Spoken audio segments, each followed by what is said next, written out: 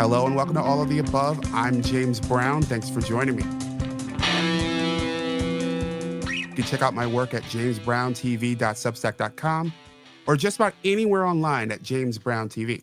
Help me grow this program by liking, sharing, and subscribing.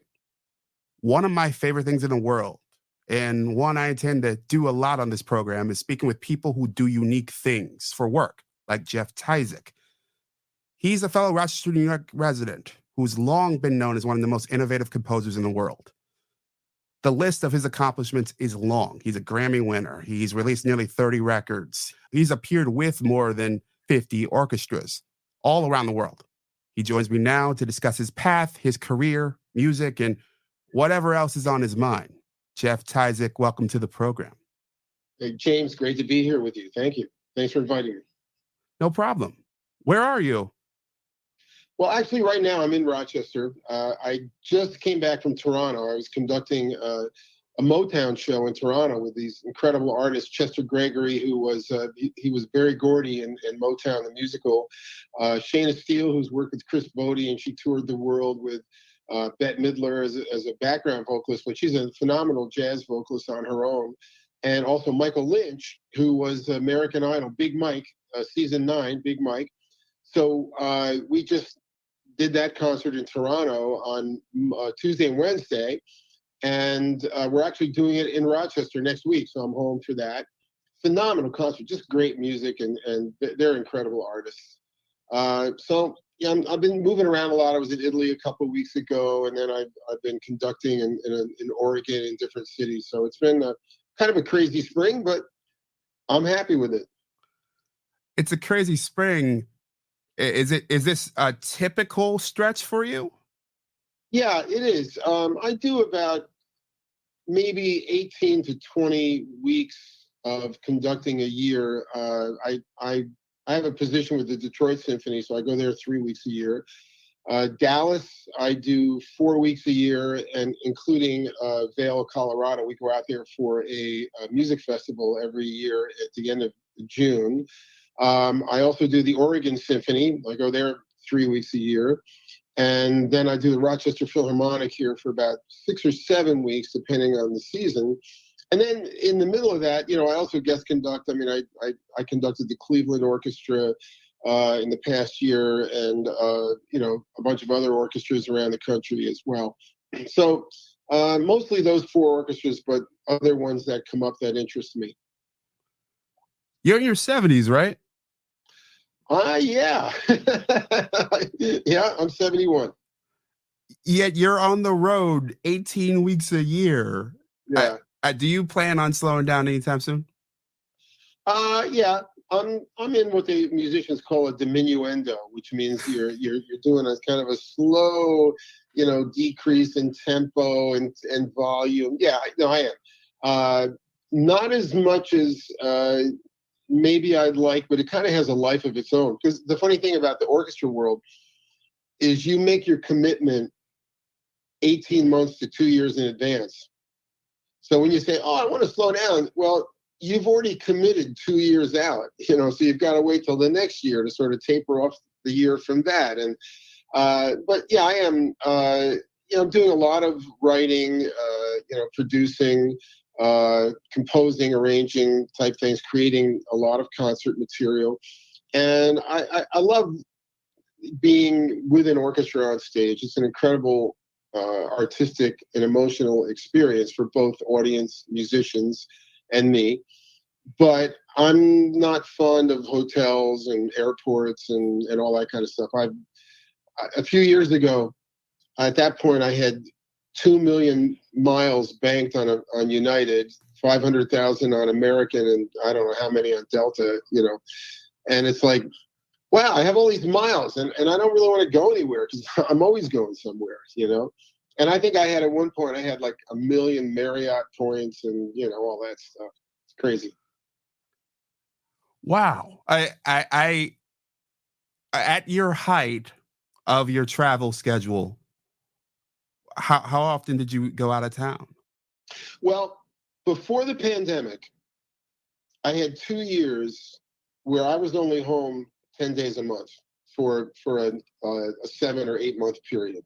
So I was really booking it back then, you know. Then the pandemic hit, and actually, you know, a lot of orchestras closed down during the pandemic because there was going to be nobody in the theater. You couldn't have people. That was all over the country. But orchestras decided they needed to stay relevant, and they wanted to do something. So within the guidelines of social distancing, and which affected how many people could be on stage, orchestras got into streaming. So they were trying to still reach their subscriber base by saying, hey, you can now watch us on Friday night live. We're going to be doing a live concert. And we were limited to the number of players we could have on stage because of, you know, social distancing rules. So I actually had to write a ton of music for small orchestra because not a lot of music exists for that. So I'll never forget. So anyway, before I get to that, you know, during the pandemic, I was traveling, and my wife and my manager both said, you're out of your mind, because this is before testing, before vaccines. So, you know, I was masking up and gloving up and all the stuff that we find out later really didn't make a difference anyway. And I was flying, and I was going to Detroit and Dallas and places, and we were doing these streaming concerts. So we were playing in a theater, a 2,000-seat theater, to nobody except cameras, and there was no music. So I created a couple of concerts. One was a ragtime concert, and it was music of Scott Joplin, Jelly Roll Morton, W.C. Handy, you know, all this kind of early jazz, which was kind of written for small orchestras anyway. You know, that's kind of was the nature of the music. So I put a concert together with that was very successful. And then the Detroit Symphony wanted to have this group, Troupe Vertigo, which is a Cirque group, come and perform for streaming. And they do all these classical masterworks, like, you know, Dvorak symphonic dances and you know, all these different pieces that are for full orchestra. So I had to take those pieces, which are written for full orchestra, and condense them so that they could be played by 24 people and still sound real, still sound right. Which, I mean, it took hundreds of hours. And so I ended up writing a lot of music during that time period. So we would do these concerts, you know, we'd play this big piece would finish dead silence. Nobody in the hall, you know. And then you'd turn around and there's a camera out there and I'd have to talk to the camera. And so then they started letting in a 2,000-seat hall, 50 people. So, and they would sit, you know, like 40 feet apart, like all over the hall. And I'll tell you one thing, 50 people, when they're clapping, can make a hell of a racket in a 2,000-seat room, you know. So then we'd play, and there would be 50 people, and we would be still streaming. And I'll never forget that Buffalo asked me if I would come and help them out, because the conductor that they normally used was quarantined and couldn't come. So I went there and did a few weeks. But one of them, some of the restrictions had lifted, and we actually had 250 people in the audience. And the orchestra people were crying. Because people were back in the room. I mean, we had, you know, this kinetic energy that happens between the listener and the musicians. It hadn't been there for months and months. And all of a sudden there were people, and it was like, it was unbelievable, the emotion on stage. So that was a pretty crazy time period. So anyway, since the pandemic, you know, after that, I've cut back a bit. But before the pandemic, it's a long answer to a short question. I'm sorry, but yeah, I was out there that one year, man. I came home and I'd unpack, and like 5 days later, I'm gone again, you know. And then sometimes I'd be gone for 2 or 3 weeks at a time. So I'm a little over that, to be honest with you. You know. Yeah, I gotcha. I have a couple different questions about your long answer there. It's a 2,000-seat auditorium you were in. I'm assuming you've played in larger places. How do you compare being in a packed crowd, in front of a packed crowd, a sparsely filled crowd versus no one? What's the sensation in all three environments? Well, when you're playing for no one, you're totally focused on the musicians in front of you. and you're concentrating on doing what we need to do together to make this music come alive. And it can be, you're not distracted by anything else. You're not distracted by any person, by any visual that's going on. It's like you're in a recording studio and you're totally focused on the music. So you can create really great music that way, and the musicians communicate with each other as they do. In a full house,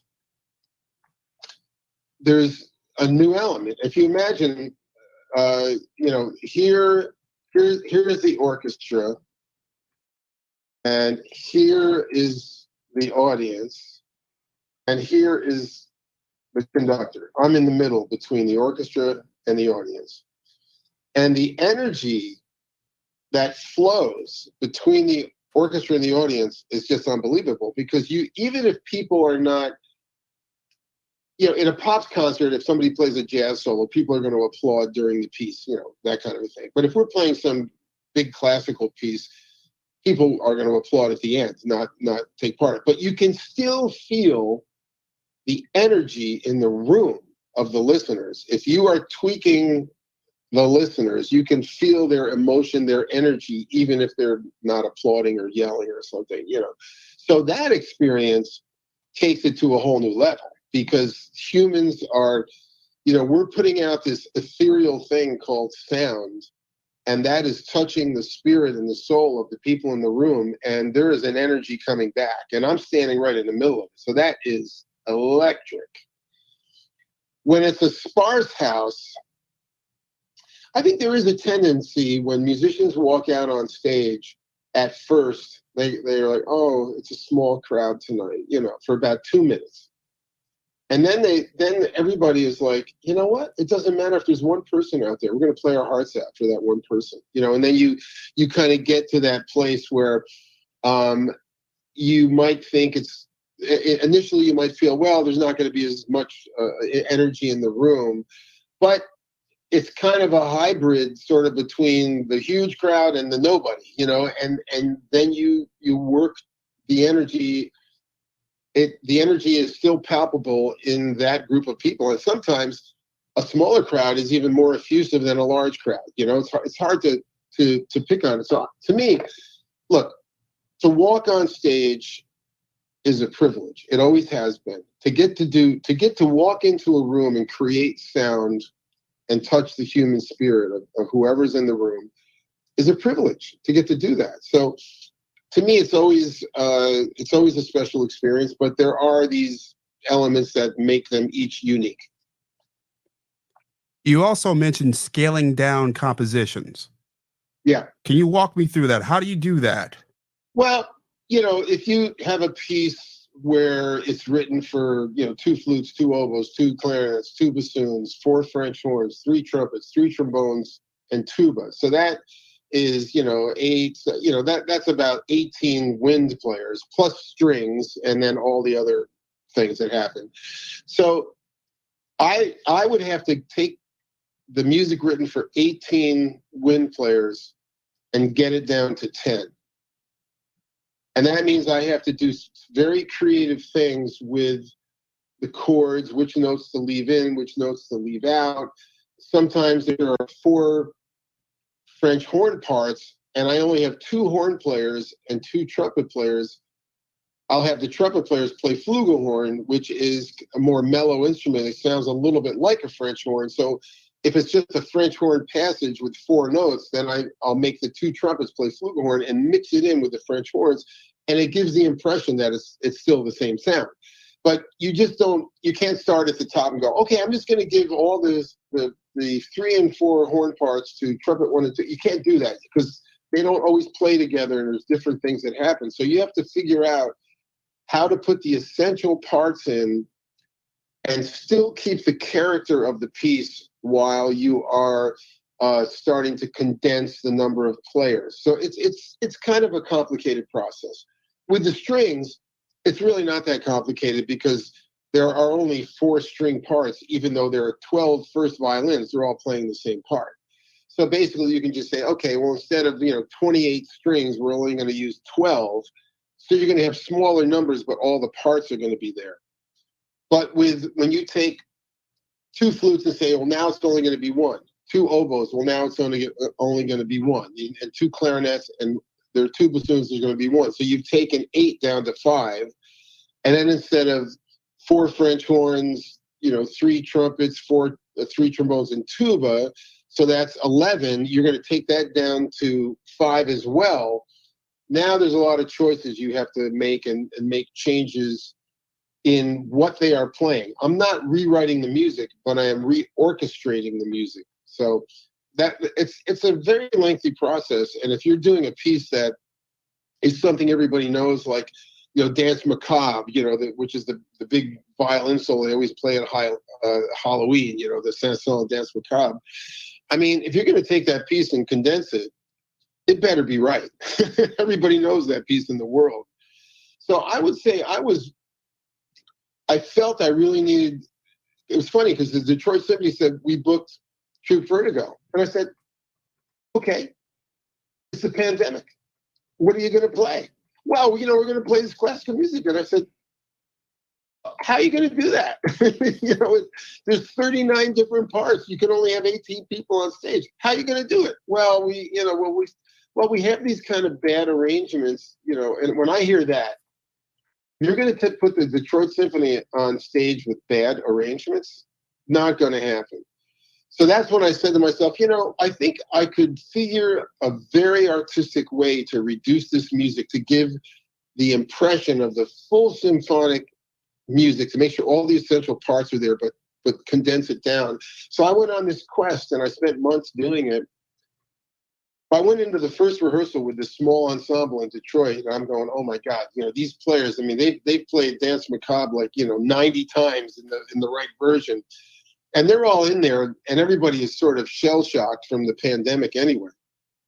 And I'm thinking, boy, I don't know, this is going to be interesting how this goes. And we started to play the music, and I saw the musicians smiling, and they were like, wow, we can do this, and this actually sounds good.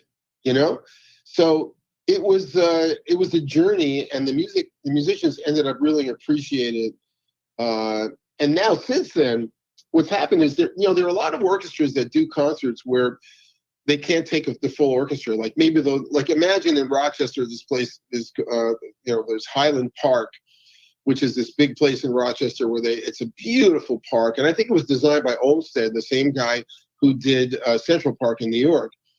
And there's a little stage in there in Highland Park. In the Highland Park Bowl, there's this little stage. And sometimes the orchestra will go there and play, and they only can put 20 people on stage. And there's never music for that. Well, guess what? Now there is. So a lot of small orchestras are buying this music for summer concerts or these special events that they do when they can't field the full orchestra. So there is a life for that music beyond the pandemic. So it's turned into a good thing. Your description sounds the equivalent of a musical optical illusion. Is that an appropriate term? Yeah, I would say it's a musical audio illusion. Yes.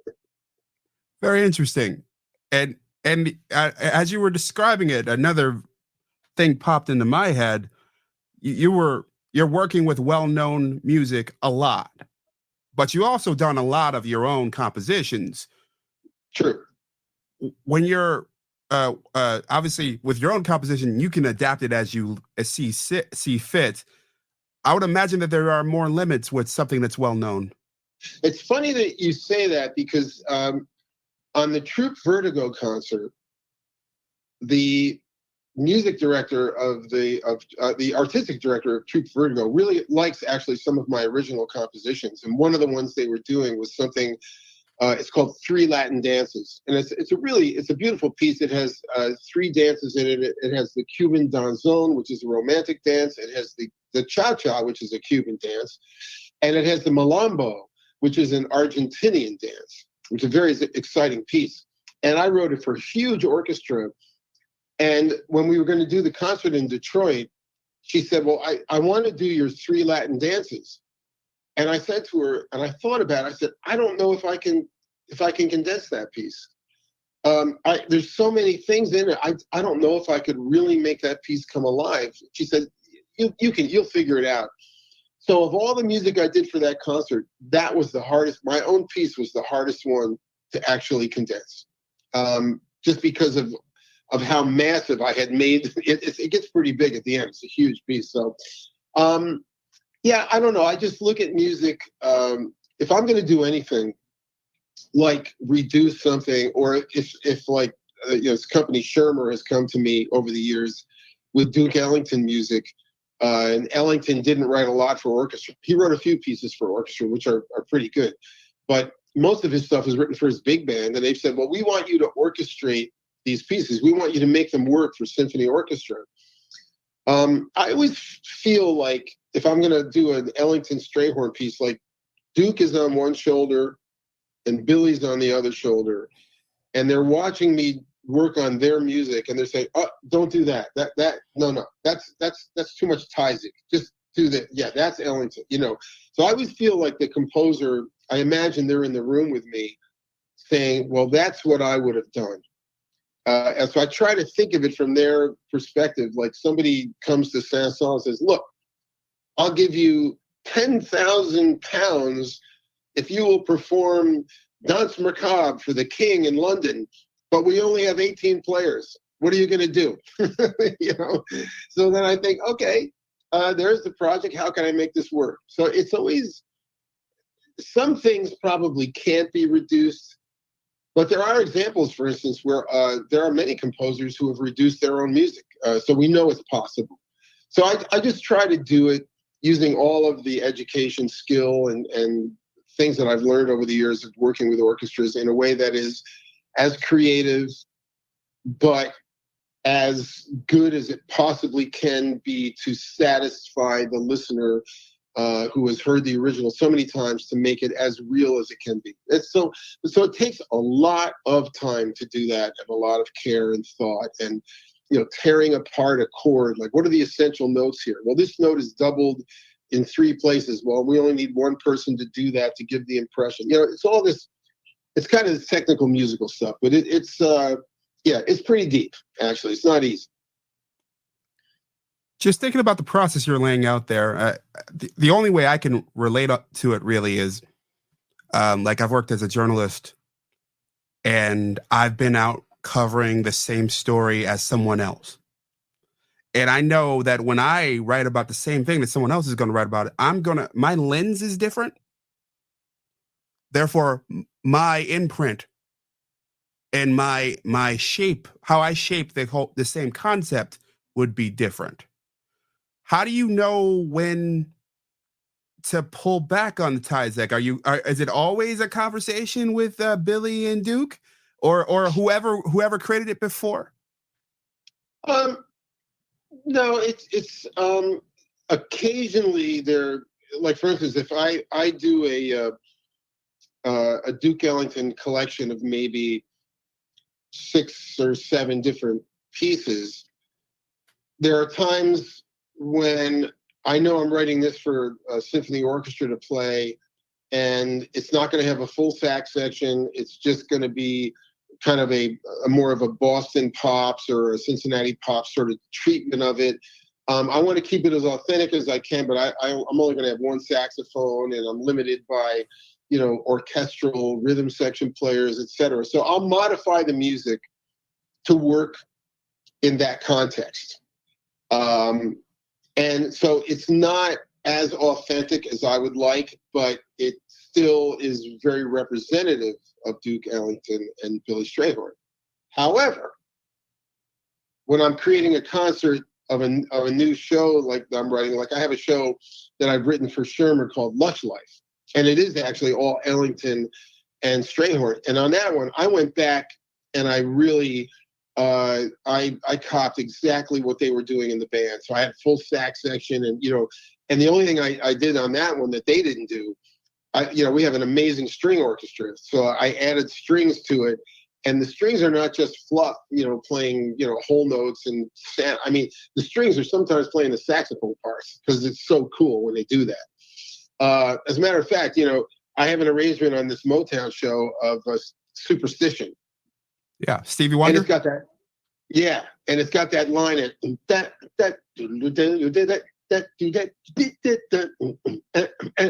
right? And the horns are playing that, the trumpets and saxes. I have the string section going, and they can play it, and they love it. So, and I don't think Stevie imagined strings would be playing that, but I know they can play it, and it's exciting, you know. So I make those kind of choices, you know, when I can. So, you know, it's kind of going back and forth. I don't want to change it too much, but I want to, if Stevie gets to hear it, I want to blow his mind and have him say, wow, I never imagined the string orchestra, the cellos are playing that line, you know? I mean, that's kind of part of the fun of it. You also mentioned playing outdoors versus indoors. How does that affect your compositions, your approach? Does it at all? You know, you have to give it up. You're the victim of technology when you're outside, and weather. You know, as a matter of fact, something as crazy as the wind. I mean, the players have to use paper clip. I mean, laundry clips to clip their music to their stands. They have these fancy clips, and I've been in the middle of a concert and somebody's music is blowing across the stage. You know, I mean, so you're dealing with elements and you're dealing with humidity and temperature. So if the temperature is either too cold, if it's below, I think the rules are something, if it's below 60, might be 68 degrees or above 90 or maybe 92, the musicians can't play because it can really affect, it can crack the violins. There's stuff that can happen with outdoor temperatures. So that we haven't even gotten to the music yet, but we're just dealing with that stuff, you know. And then you've got sound issues. Like if you're going to play outside, everything is going to be mic'd, every single thing. So you're never getting what I would call, you know, an acoustic sound. You know, usually on Pops concerts, there are a lot of miking and speakers stuff being used, but you know, they're like, if I do a John Williams concert with, you know, music of E.T., Superman, you know, Harry Potter, all that kind of stuff, we don't use any microphones. We just use the acoustic properties of the shell. You can't do that outside because outside the sound will travel about 20 feet. That's about it, you know. So you're having to work with the sound system and the temperature and the weather conditions and you know, it's pretty tricky. On the other hand, it could be a lot of fun. Every summer out in Vail, we do concerts in something that's a little bit like what we have down at the Finger Lakes. So there's a shell, there's a roof over part of the audience, the sides are open, and then there's a lawn where people sit. And there's some acoustic property in there. But, you know, it's fun to have 4,000 people outside going crazy. You know, that's kind of another type of experience. That's good. And there have been some kind of magical moments. I mean, one of the things that jumps out of my head was, I remember when I was working with Chuck Mangione, this jazz artist from Rochester, and we were recording a live album at the Hollywood Bowl. And there were 18,000 people there. And that is quite an incredible experience. And then another experience with Chuck was there's a theater outside of Denver called Red Rocks. And it's built into the side of a mountain. And the seats are actually, they're stone. Everything is stone. You got to bring your pillows and stuff to sit on or you're going to be crazy. And it seats 10,000 people. And we did a sunrise concert. So we started playing at 5 o'clock in the morning. We played from 5 to 9 for actually about, maybe it was, did we start at 5? Yeah, I think we started, or maybe we started at 6 because sun came up at 7. So we played 6 to 9 for 10,000 people. They left. We came back and played 7 to 10 the same night for another 10,000 people outside. And, you know, that's a big production concert and with sound and everything. But that was an amazing experience. So, I mean, you know, playing outside can be cool, but it's also sometimes maybe you don't get the best sound engineer and the sound is weird and things happen and music's blowing all over the place. It's a challenge. So, do you have a preference, inside or outside? No, I just think if people came, we're going to give them our best wherever we are. If we're in a high school gym playing for kids, or if we're in, Hollywood Bowl, or if we're in the Eastman Theater, or if I'm conducting in Monaco, which I have, it's the same. I'll tell you what. You want to hear one of my most memorable moments? Because you'll never believe that this is what it is. Okay, we have a high school here in the Rochester inner city, Wilson Magnet High School, and many years ago, I was doing a series of concerts with the Rochester Philharmonic Orchestra I titled the concerts "Overcoming Adversity." So we played an Ellington piece on the concert, and I said, here's the incredible, great American composer Duke Ellington, and he played for kings and queens and presidents and earls. But you know what? They wouldn't let him use the bathrooms. He couldn't stay in the hotels in the city he was in. He couldn't eat in the restaurants. He was treated poorly because of racial discrimination, but he overcame it all to be one of America's greatest composers. Let's look at, we had our trumpet player, Doug Prosser, in the band. And when he was in Barcelona playing in his early career, he completely split his lip, thought he'd never play again. But one of the preeminent facial surgeons in the world lived in Barcelona and put him back together. Now he's our principal trumpet player. He played something, And then I talked about Shostakovich, the Soviet composer, who during his day in Russia, if you didn't write what the Communist Party wanted you to write as a member of the Bureau of Soviet Composers, they would just shoot you. That was it. So he wrote this joyous fanfare, and it was an incredible piece, and he kept it in his desk till after Stalin died. So that was kind of the nature of the concert. So we go to Wilson Magnet High School, and it was a young inner city crowd, and then this orchestra on stage with not a lot of diversity in the orchestra. And I'm thinking to myself, man, this is going to be an interesting morning, because we're playing Shostakovich, but we are playing, the music's different, the crowd is different. We're in a high school on Thursday morning at 10 o'clock.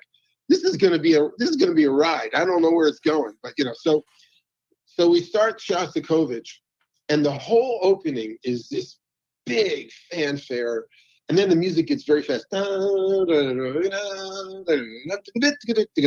going on, it's exciting. Then in the middle, there's another big fanfare, and then there's an even more exciting ending.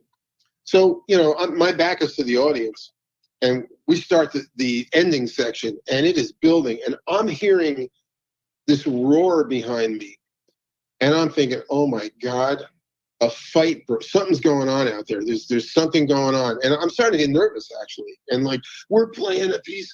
We get to the end. Ow. I turn around, and this young audience who had never in their life heard Shostakovich had been giving us a standing ovation for a whole minute, and clapping and screaming and yelling. And that showed me the power of music. It didn't matter who we were, how old, how young, what color. It didn't really matter. We're in a room playing this incredible music, and the audience responded to it, it's something they'd never heard in their life before. So that was so powerful. It just showed me you can be anywhere, playing for any people, and have that kind of impact.